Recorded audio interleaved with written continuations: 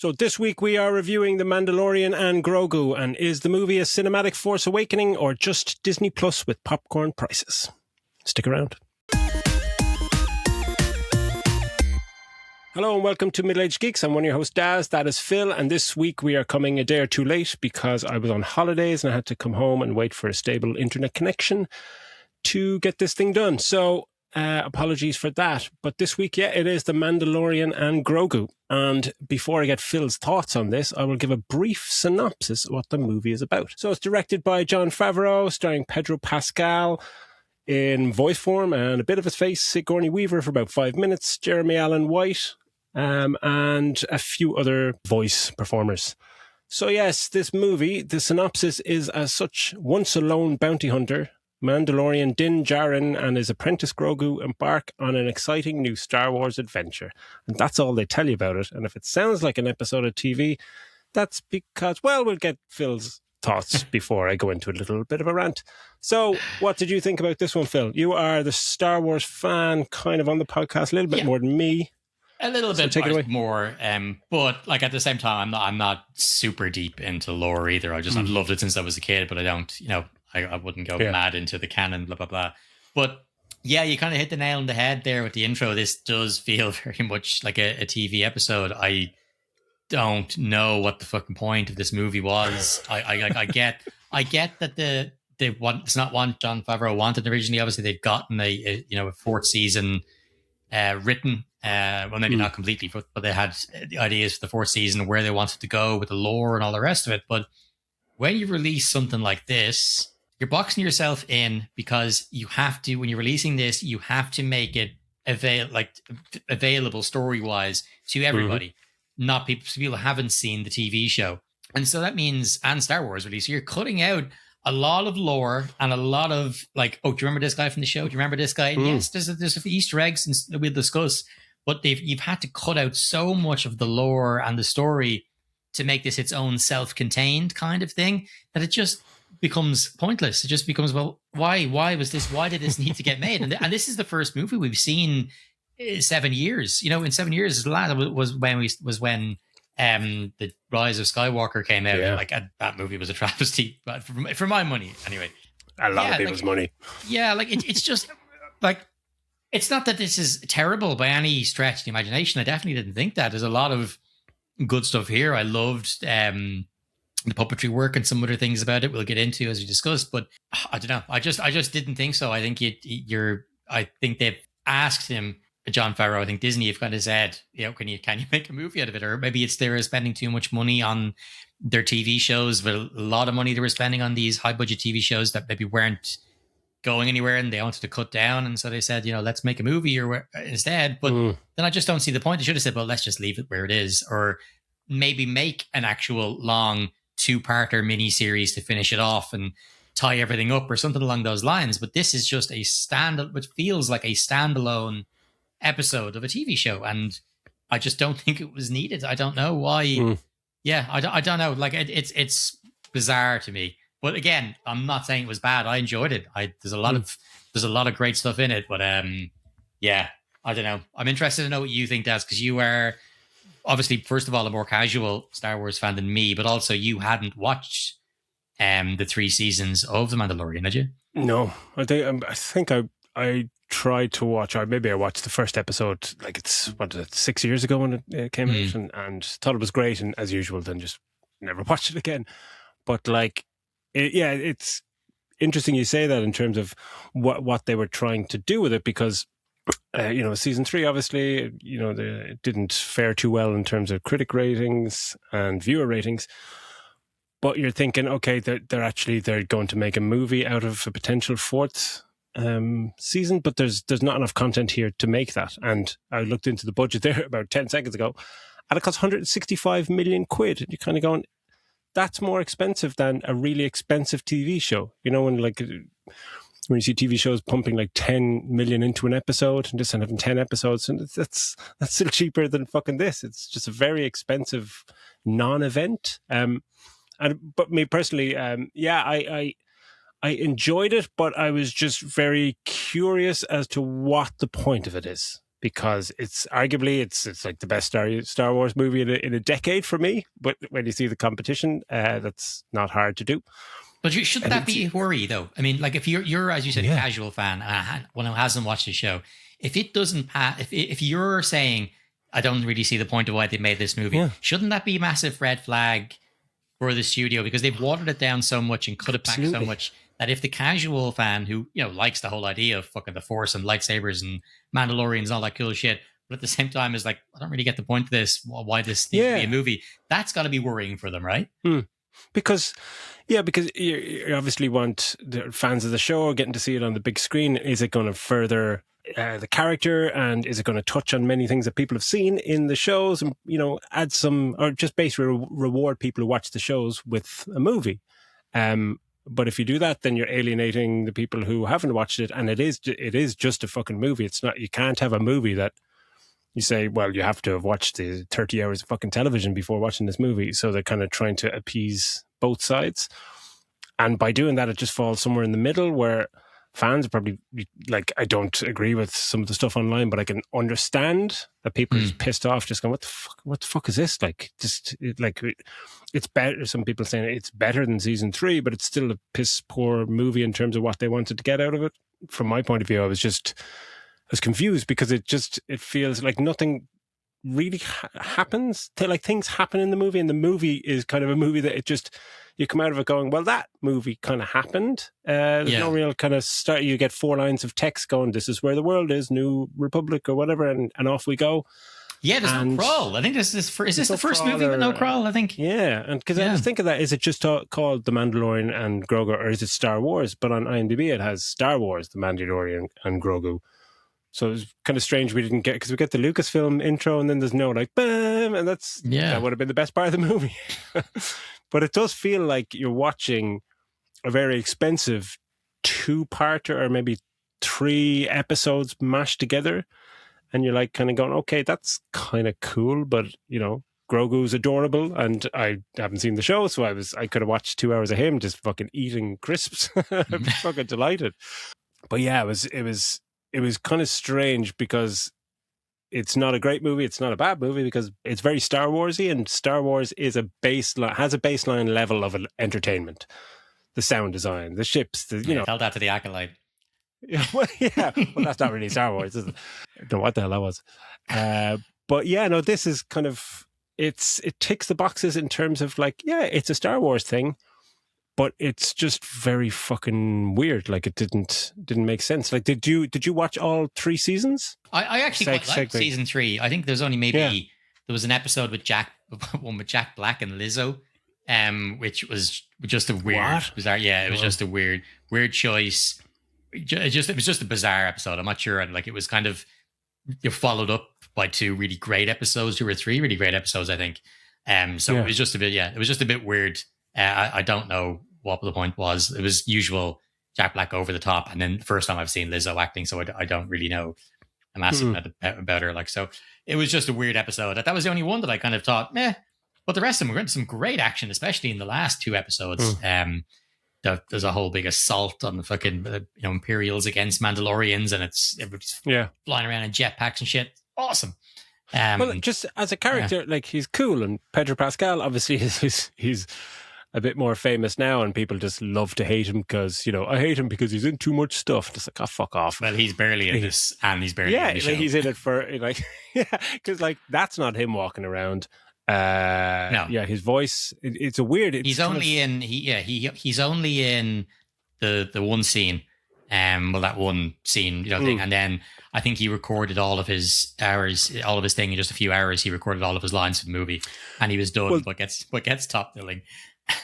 Yeah, well, the way he delivers some of his lines, I don't know about the show, but it seems like he recorded all of his dialogue in about 4 minutes. Because it's a tricky performance to evaluate, because the character, I think, intentionally speaks that way, kind of flat and minimally, and just that kind of works in theory with the character, and he's kind of cool and all that. But it's very strange to evaluate performances, especially on screen, when there's the only human on screen is behind a helmet, and the rest of the CG characters, which we'll kind of get into, it's just you couldn't really invest in everything. It's just people are just talking and just like, okay, just show me more cool things, because I don't really give a shit about anything that's going on. And some of the CG characters just didn't look for 165 million. Just like, be onto the accountants on that one. It's just like, what the fuck? I think that's underperformances. What was good is that they did have the two guys, and I know it's Lateef Crowder, isn't it? I can't remember the other actor's name. Lateef Crowder does all the kind of the action parts. And the other guy does the walking bits. essentially that's it, yeah. But like I like that they gave them, like, they're listed like right below Pedro Pascal on the credits. Yeah, which is great because like they are the ones doing all the work, and the same as in the show. Like I think in season 3, obviously. Season 3, I don't think Pedro Pascal was actually physically in The Mandalorian at all. He's barely in it. Too busy doing every other movie in the minute. He's only in it for a very, very small part in season 1. I think season 2 was probably his main involvement, but even then, it's to an absolute minimum. Like we're talking, not like 95% of the time he's not there, or more. So it's crazy, which is absolutely wild. It really is. But like I think the lads did a great performance with the that kind of side of it. I liked Marty Scorsese's character. I thought he was fun. It was one of the best things in the movie. Yeah. But can I ask just I know I'm jumping back and forward into here a bit, but you had mentioned the CGI characters looking bad. What I find always a bit thing is that when they do some characters that are puppets, and in some characters that are fully CGI, I think that kind of throws it off for me. Like if you've got one character that say he's a puppet most of the time, but they have to throw in a bit of CG at certain times because it's impossible to not have the puppeteers there. Yeah, I get that. But when you've got Rada, is it Rada the Hutt, the big huge dude? Rada, yeah.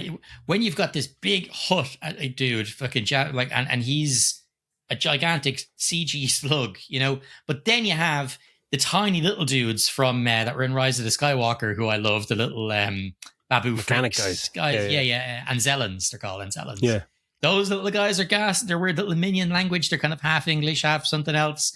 Like those, and and Grogu. When you see them doing something, just literally mashing buttons like they're fucking Sesame Street Muppets or whatever. Like that kind of stuff is good. But when you're putting that really, really practical stuff, and it's next to this super CG stuff, that for me is where it kind of throws me a bit. 100%, because Grogu works because he is a puppet. I'm pretty sure most of the time he doesn't really have any kind of action moments, but he looks fantastic, and it'll age, it'll stand the test of time. But they're like, he's in one scene, and then like the Mandalorian's kind of shipmate, pilot or something, straight away. The first shot of him when he comes out, the animation in the mouth is kind of cool, lips look kind of cool and all that. But straight away you're just going, that doesn't look good. The first scene, just say, what the fuck is that? He's from Star Wars Rebels. An animated show, yeah. Because I was reading, a bit into that, where like Dave Filoni, who's like he wrote this, or was one of the writers in this, but he's also like the chief creative officer, and like he's now co-president of Lucasfilm and all that. But yeah, he wanted to bring in a load of characters from all the animated shows and stuff like that. But that kind of stuff, some of that works, some of it doesn't. For me, Grogu he's like the real kind of star of it. For me, it's just because I hadn't seen him. I'd just seen like clips and stuff of him, but he's so cute and adorable and funny and all that kind of, he's just weirdly magnetic on screen. But then it's the fact that performance-wise, it is Grogu and it is the little mechanic guys, and it is Martin Scorsese's one scene stealing sequence. And you're going, they're the standout performers. They're just 3 fucking puppets. But like Sigourney Weaver's in it for, fucking 2 or 3 minutes. But even her performance, just like, I don't know if she was in the show or in anything else, but she's just very flat. But I really want to get onto it. What is it called? What's his name? Rota the Hutt, who I was not expecting to see someone from the Hutt species with a fucking 6-pack. He's in an it's like the movie of one of the animated seasons, I think, like the Clone Wars movie or something is where he was introduced. But yeah, like I'd seen photos of that before the movie came out, so I knew there was going to be a buff giant slug in it. But the whole that whole thing with his fight, like, he's basically fast moving and he's like built like a tank. It's a weird it's a weird, I don't know. It's a weird visual, really, isn't it? Like a muscly It slug. looks just kind of odd, but like he doesn't speak in the hut kind of voice at all. He just has a kind of New York accent. A couple of times he does. A couple of times. Does he? Yeah, he has a couple of lines. Like when you first meet him, he does, and then when he's later on with him in the huts. Yeah. Yeah, that was a little bit odd, but cinematography wise, I thought was probably the movie's strongest point. It just looks very Star Warsy. It looks premium at the best of times, and the budget looks well spent on screen. Like this lovely landscape shots and X-wings coming down into over sunsets is always fucking gorgeous. Yeah. But there was loads of dense kind of city flyovers, and some of the environments and set design and set extensions all looked just fantastic. I think especially the first 30 to 40 minutes, I was like, this is like, it wasn't blowing me away, but I was like, this looks cool, sounds cool, it feels cool, the characters are cool. That planet where, like you said, where he meets Scorsese, that looks like blatantly Blade Runner, essentially. That looked amazing. That and the music was fantastic, awesome 80s kind of synthesizer twang to it. Like I was dead, because that was towards the credits as well. I came up with like, oh, it's fucking sweet. Like, this is great. That's a really great tune. It's great music actually to the movie. But yeah, like I agree. I was watching and thinking, this actually looks really well for the most part. And then if you took out a lot of the CGI characters themselves and just kept in the puppets and the scenery and stuff, it would actually be pretty decent. Like that whole swamp area and everything, I really like that. Yeah, for me, the score was another standout. It was like, obviously, it sounds, I keep saying Star Warsy, but it sounds fantastic. And I was kind of going, what is everyone going crazy on the internet over? You know, first 40 minutes was pretty good. But then, I don't know, from a screenplay point of view, it's just like there's not enough story for, because this is 2 hours, 15 minutes as well. And just going, Jesus Christ, like it kind of has a second act kind of lull where everything kind of quiets down. And there's a point, actually, I think maybe 45, 50 minutes in, where you're kind of going, are they going to remember that there's a second character in the title of the movie? It's just like Grogu is just like, all he's doing is just eating and looking cute. I think on that though, like when you talk about the screenplay, like I feel bad for Jon Favreau, and I can be wrong. I'm not saying Jon Favreau can't write a bad movie, but like he's written, directed, and produced this. Like this was like, he's so much love for the Star Wars universe and put so much like into this, and they had so much planned for that fourth season that I think I'd really hate Disney for saying to him, like, okay, sorry, but this needs to be a movie, and it's going to need to be a movie that, everybody, that applies to everybody, not just fans of the show. I think you've put a lot on him to try and get something out of this that's going to work for everybody. And I think the movie suffers for it because, well, like it or not, there are 3 seasons of a TV show. People are fans of that, and they do want it to tie in well. And so just throwing them a few Easter eggs and a few mentions of characters that we don't actually get to see, Moff Gideon, who's Giancarlo Esposito in the show. Yeah. He gets a mention, but that's it. And so it's that kind of stuff.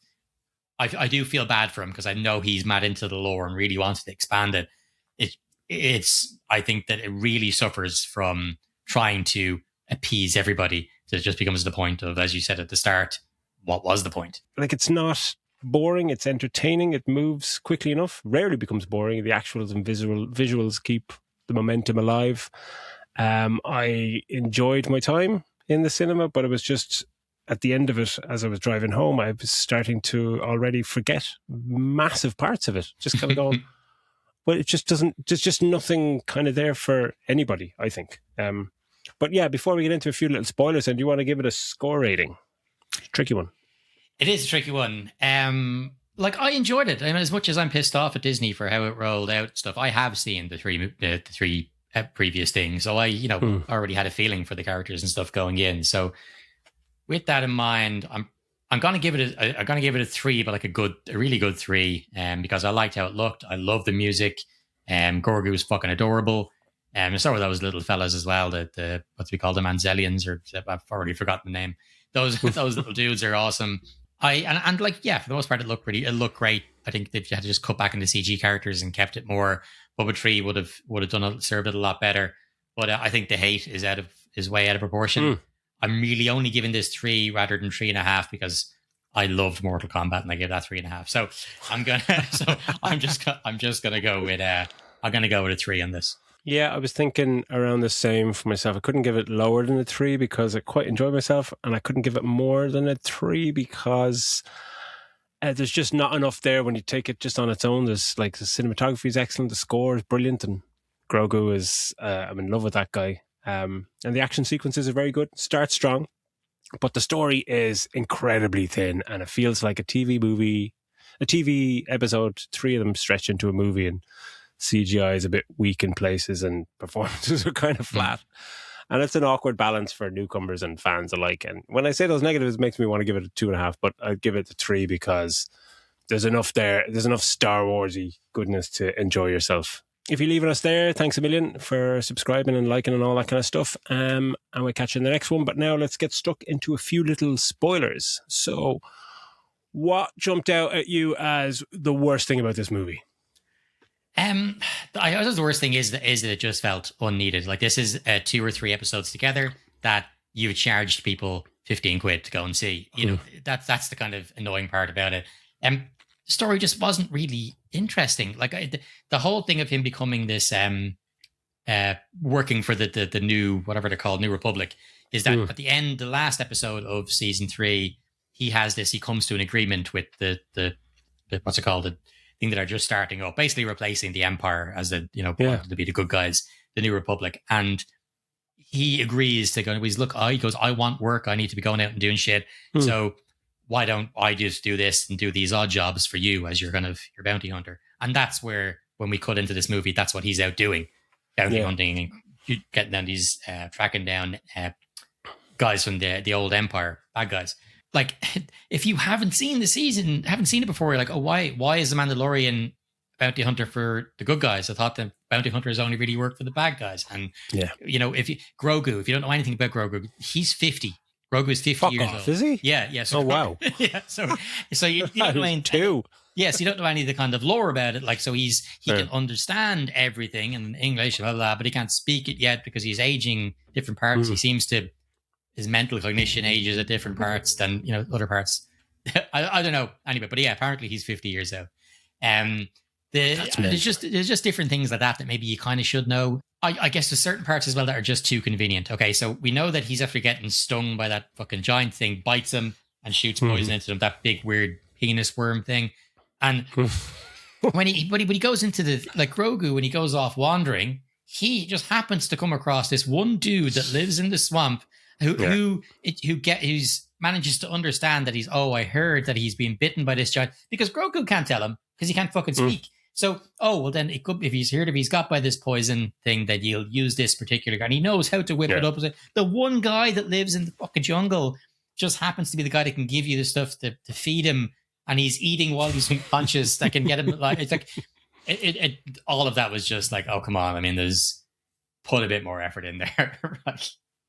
Yeah, there's a lot of that kind of. There's no real kind of stakes. Obviously, you something's not going to happen to any of these guys, but it's kind of like, oh, this happens. How's it going to get out of this one? Oh, like that way. Okay, yeah, but there's no, like, that happens in every movie, but in this, it was just very plodding. You're just kind of going, oh, of course he's going to meet this guy and he can solve that thing for you, and it just felt very thrown together, and that's very kind of. That's very TV, you know what I mean? It's just like, we have to finish this, in 60 minutes or whatever, and things, the conveniences just fucking land over and over again. Yeah. But like, the whole thing with the New Republic coming in at the fucking end in their X-Wings to like save the day and all this, and it's just, his whole thing is just like, oh, just fire your nukes and blow up this palace, but you're there, and it's just like, don't worry about me, we have a plan, and this plan is just fucking jump out a fucking window or something he just happens to find. But then I was thinking, they fire their missiles and blow the fucking palace, just like, weren't they chatting with the Hutts, and they had a good relationship? It was just these two, the two Hutts that like double crossed them or whatever. But what about, I know that the Hutts have droids as their army and stuff, but surely is there other people living in that palace that they've just murdered and massacred? I think that's where they really nail down the fact that, it's a big droid army, so that when you blow the place up, it's only robots getting killed, Yeah, but they blow up the palace, and like, is there only just, there's no other Hutts living in the palace? I was just like, that's a bit They just wanted a big explosion. Yeah, and the two huts that we saw, or we see mainly, I mean, there's a bunch of them kind of seem to be slamming around all over each other, but the two, it's not actually the good guys that kill them, it's the fucking penis worm that gets them. You know, it eats them, so you don't have to say, oh, the good guys killed the bad guy. Didn't really. The big old worm ate him. Yeah. Yeah, and I'm sorry, I touched it earlier on, but Sigourney Weaver, just like in the X-Wing, just like, what? Like, it just doesn't look right. I don't know why she's in this fucking movie. Just absolutely pointless. But yeah, I have no idea. She's in it because she wanted to star alongside Grogu, apparently. She just loved them. And like, to be fair, if I had the chance to be involved in, like, especially sitting in a fucking show that has been flying an X-Wing, I'd be like, yeah, sign me fucking up. Yeah, but yeah, it was just odd and strange, and it's mad you telling me all those things about the show, because when it started, I was just like, oh, so he just works for these people, and you know, you kind of, there's a moment towards the end then when he lets Grogu press a button on the ship, and they touched on that beforehand that like you can't press the buttons, and it's a lovely little moment, but I'm definitely sitting there thinking, I'm pretty sure there's something else going on here that I've seen the show. I'm going to get more out of this because nothing's explained. It's like, why is he like he's a little Yoda with the Force? And by the way, he has the Force and he can move people and bodies, but he never used it when he could to just open a tiny little cage he's trapped in. It's just like, fuck off, man. That kind of stuff is a bit silly. You should watch the show though. Like, I mean, spoilers for the show, but I mean, it's been finished for 3 years, so shit. But yeah. There's some like this, like Carl Weathers is in it, Katie Sackhoff is in it. There's some decent actors in it. Like Bill Burr is in a couple of episodes, I think, 2 episodes. There's a decent cast and decent like guest stars throughout it. Story's cool. A lot of like, you're getting into the real different factions of the Mandalorians, because like his one, you don't take your helmet off around another living being. And so essentially they're almost like fundamentalists, whereas Bo-Katan, who is Katie Sackhoff's one, they can take their helmets off, and they're all different kind of versions of it, and it's interesting because they don't all get along. It's like different religious sects under the one thing. It's interesting, but it's a cool show, and I would recommend it for sure. Maybe it might make you like this movie more. I don't know. But yeah. Let us know in the comments below if you liked it, if you were a fan or not a fan, or if you couldn't give a shit. Let us know. So yeah, that's an end to this week's episode. Thanks a million for liking, subscribing, sharing, and all that other jazz. And we will be back to you next week, I think, with Masters of the Universe. So fucking bring it on. Catch you in the next one. Bye-bye.